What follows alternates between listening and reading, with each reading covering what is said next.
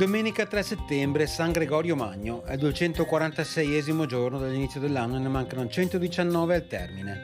Il sole sorge alle 6:34, tramonta alle 19:46, la luna si leva alle 21:32 e tramonta alle 10:40.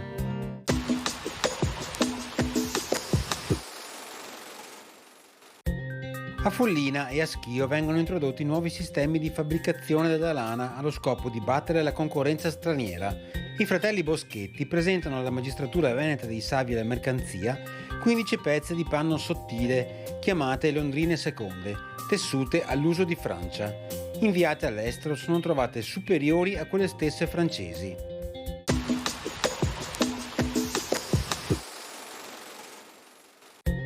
Le previsioni per domani: cielo poco o parzialmente nuvoloso fino al mattino e sereno poco nuvoloso dal pomeriggio. Precipitazioni assenti, temperature di notte in aumento, di giorno in calo eccetto aumenti in alta montagna. Differenze anche sensibili rispetto a domenica.